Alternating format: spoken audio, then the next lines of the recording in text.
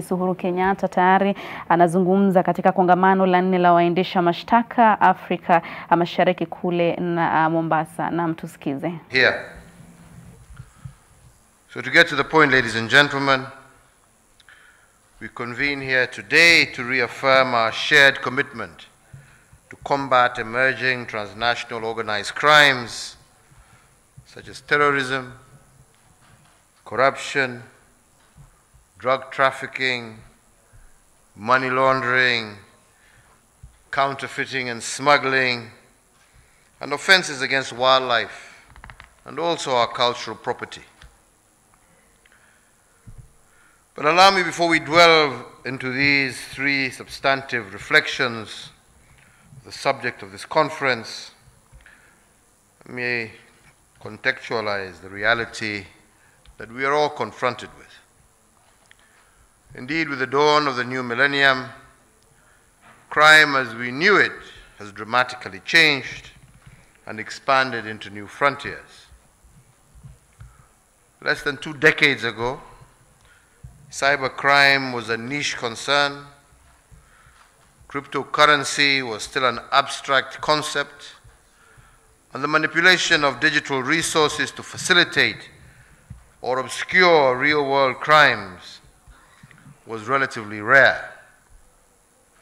Today, 2022, criminals and their networks are utilizing advances in our technology and our increased interconnectivity to advance their agenda. At both local and international stages, our laws and justice processes are playing catch-up in the face of emerging crimes and also expansion of traditional crimes into new frontiers. And I believe that this is a realization that informs this conference that you hold here today. These shifts are a result of globalization and technology, and we have all felt the ripple effects of change, and that is why the theme, I believe, of this 4th edition is most apt and timely. I am informed that the objective of this week's conference was to review effective mechanisms for responding to emerging crimes and transnational organized crimes across the African continent. Premised on a framework of shared learning, the theme invites all of us to reflect on the need for innovation in our strategies, interventions, as well as our respective operations.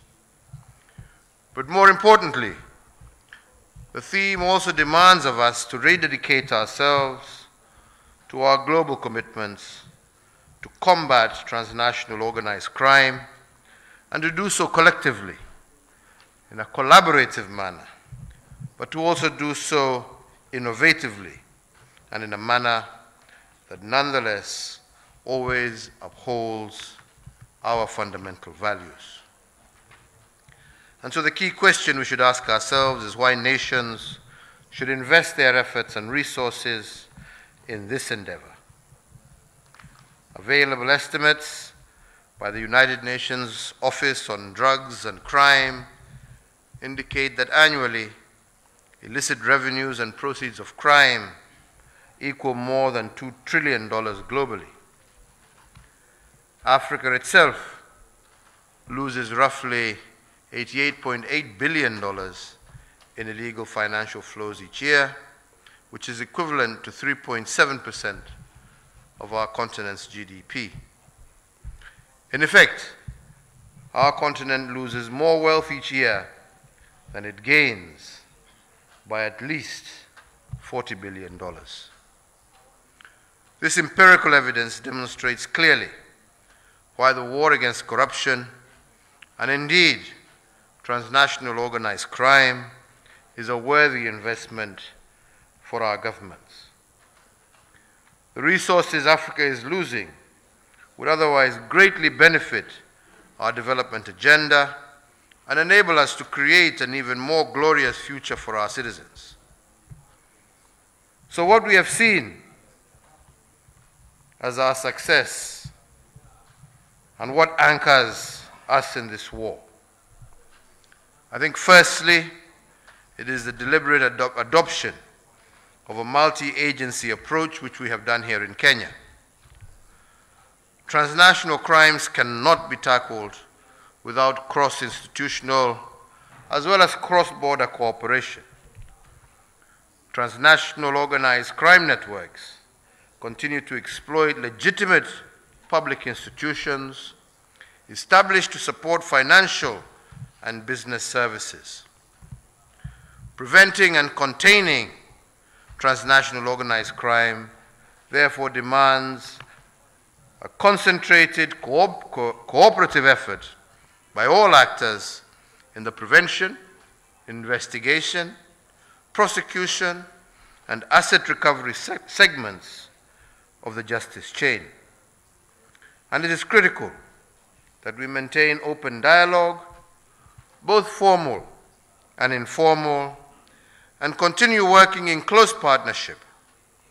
And the Kenyan government is and will remain a committed as well as an active participant in these engagements. As a region, we have also adopted bilateral and multilateral arrangements with the objective of mutually investigating and prosecuting emerging transnational crimes. To facilitate this, criminal justice systems across the region must adopt a proactive approach to identifying, tracing, freezing, as well as confiscating funds and proceeds of crime, and to remove the financial incentive and monetary benefits of crime.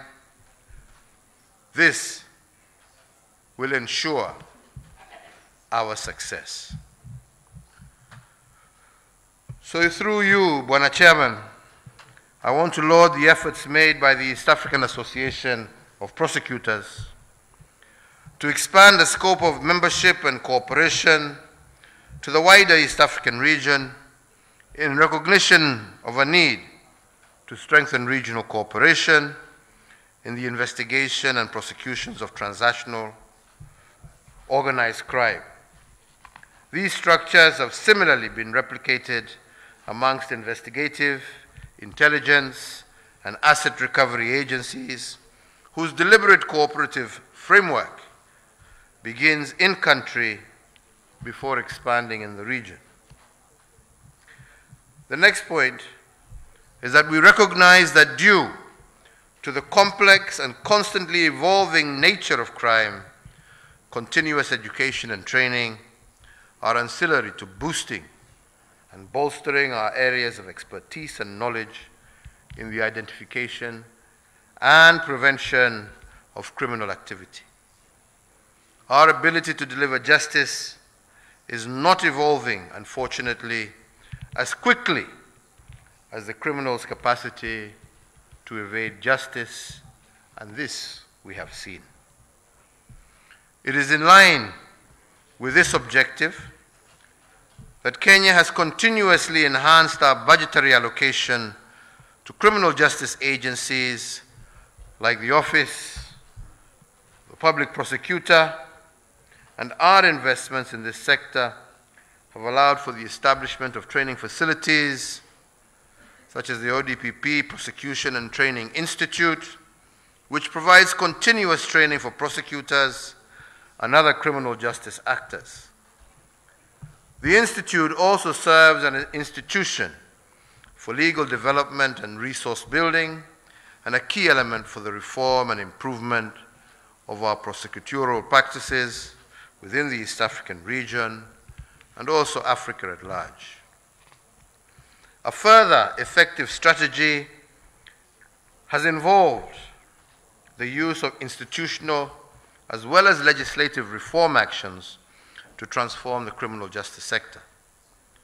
This includes strengthening of consultative platforms such as the National Council of the administration of justice, whose core purpose is to ensure a coordinated, efficient, and effective approach in the administration of justice. In addition, governance reforms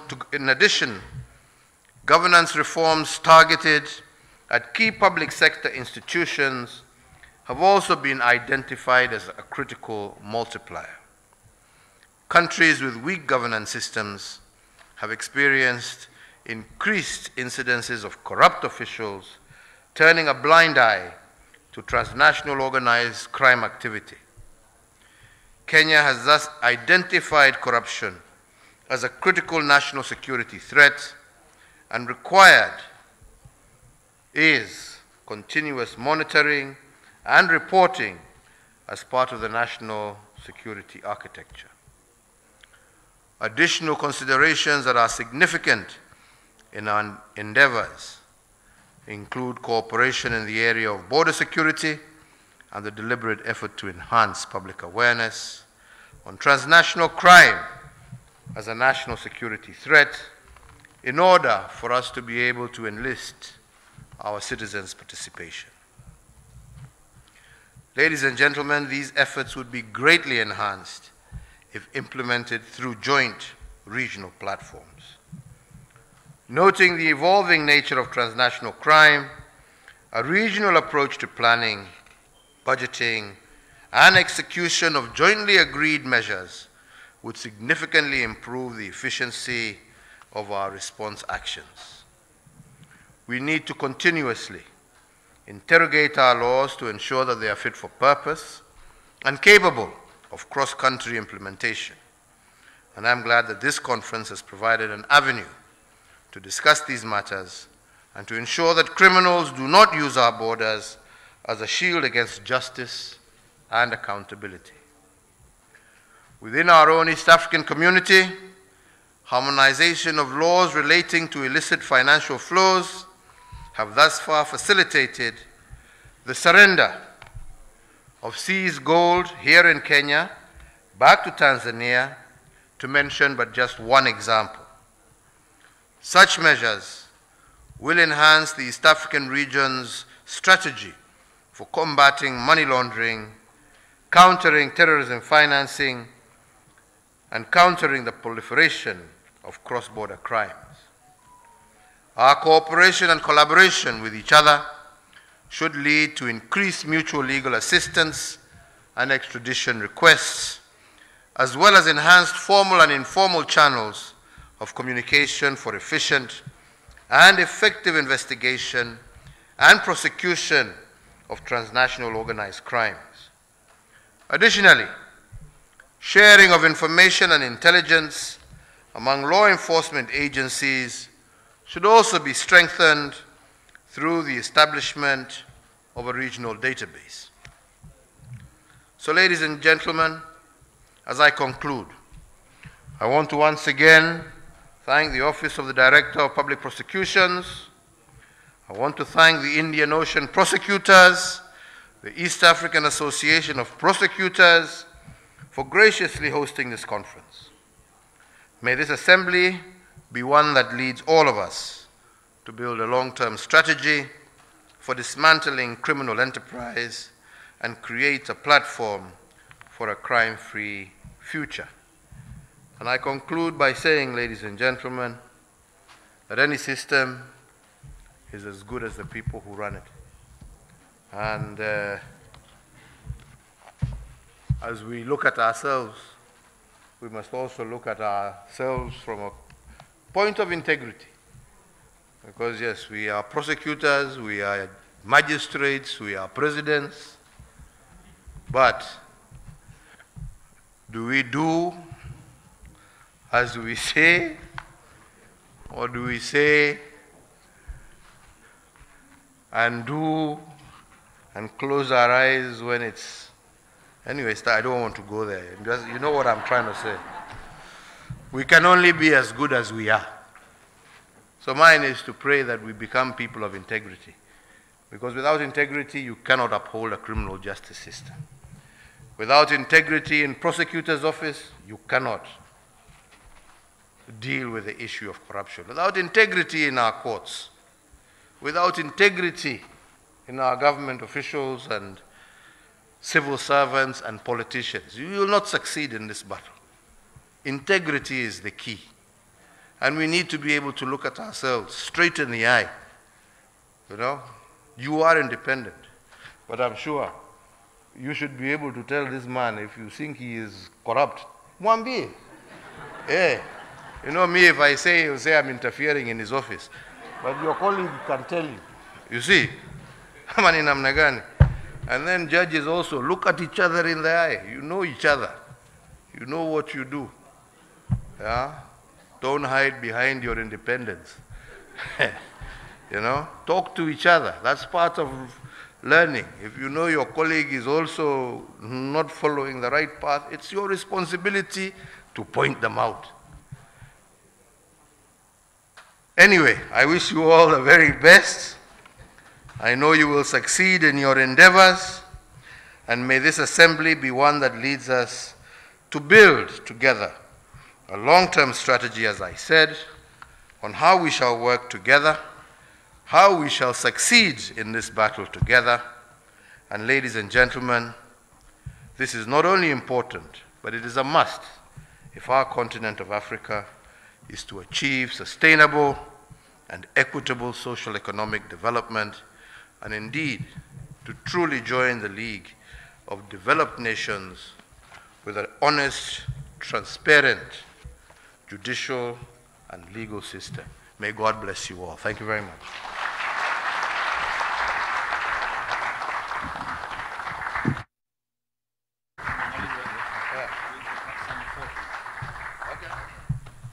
I think, Your Excellency, with your permission, we'll have some photos outside, and I'll ask you to